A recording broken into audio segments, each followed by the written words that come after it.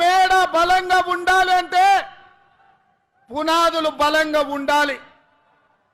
తెలంగాణ రాష్ట్రమే కాదు, దేశ రాజకీయాలలో కాంగ్రెస్ పార్టీ అధికారంలోకి రావాలి అంటే కార్యకర్తల పునాదులు బలంగా ఉండాలి. తండాలలో, గూడాలలో, మారుమూల పల్లెల్లో, పట్టణాలలో మీలాంటి లక్షలాది మంది కార్యకర్తలు కాంగ్రెస్ పార్టీ సైనికులై 100 అంతస్తుల మేడలను నిర్మించాలన్నా మీరు సైనికులుగా నిలబడి కొట్లాడినప్పుడే పార్టీ నిలబడుతుంది.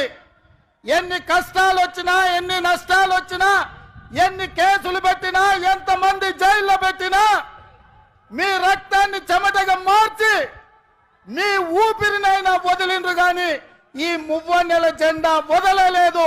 మీ శ్రమతోనే, మీ కష్టంతోనే, మీ త్యాగంతోనే ఈ తెలంగాణ రాష్ట్రంలో ఇందిరమ్మ రాజ్యం ఏర్పడ్డది.